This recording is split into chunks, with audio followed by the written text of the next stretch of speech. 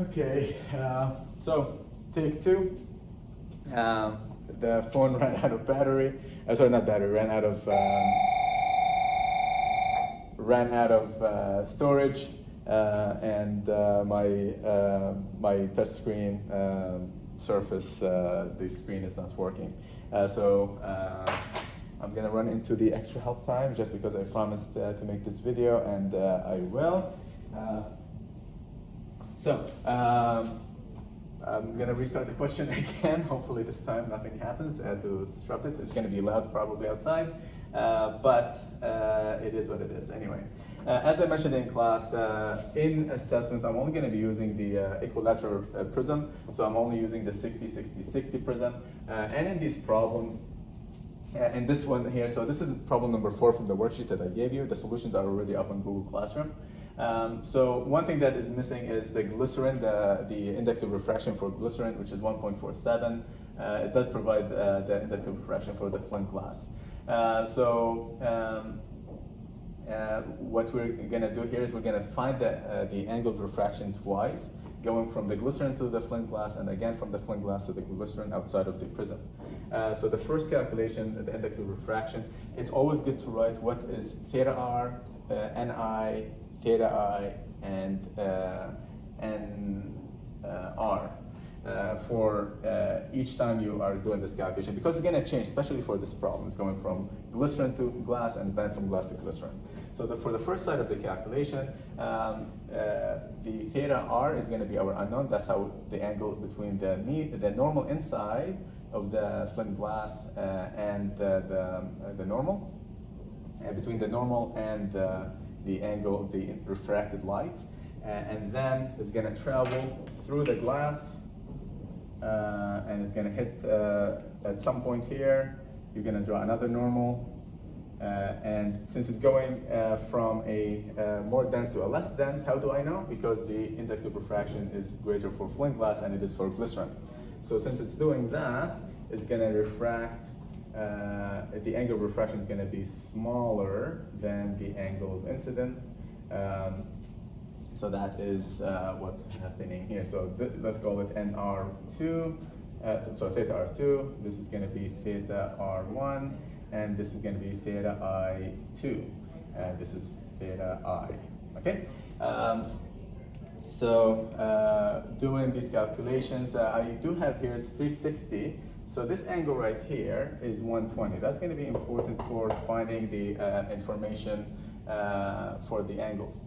Okay, I know I'm ignoring the door just because I want to finish this video. So 120, and the reason why this is 120, you have 90 degrees here and 90 degrees here. This is a quadrilateral, so 4-sided shape. So that's going to be 360 minus 90 minus 90 minus 60. That's where I came up with the 120 here. That's going to be important to finding out what this angle is.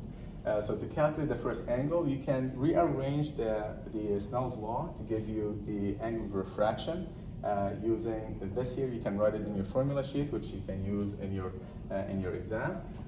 But it is on assessments. This is the formula when you rearrange it. So when you put the numbers in, so angle of incidence is in the glycerin, so the index of refraction for the incident light is in the glycerin, going through the glycerin medium. It's going to be 1.47.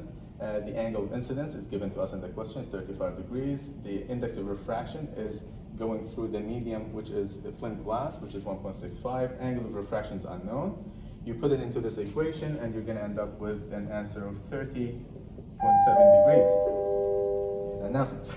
There is a toilet paper wrapping competition in the cab. Okay, don't miss that. That's the angle of refraction in the beginning. So if this is 30.7 degrees, this is 120. So what is this angle here? Hopefully that's not tough to find. So this is the angle of incidence 2. This angle is going to be 180 minus 30 minus 120. Those are the other two angles of the triangle, because the triangle should always add up to 180 degrees. That's where the 180 came from. So that would give you a 29.3 degrees. That's the angle of incidence here. So we use this angle of incidence again in the same calculation, in the same formula, but different numbers. Be careful here. So you're going to have to redefine, every time you use this formula, redefine what Ni, I'm going to put 2 here, theta I2, Nr2, and theta R2. This is our unknown. That's what we're looking for. Ni2, the incidence is in the flint glass, so that's going to be our flint glass number, 165, which means this is going to be our 147. The angle of incidence is what we found in here, so that's going to be 29.3 degrees.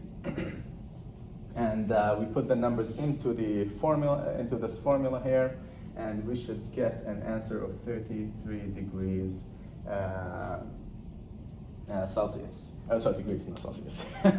So that is how you do this. There's a bit of geometry, finding quadrilateral, add up to 360, triangle, add up to 180, and the rest is really using the refraction, the angle of refraction.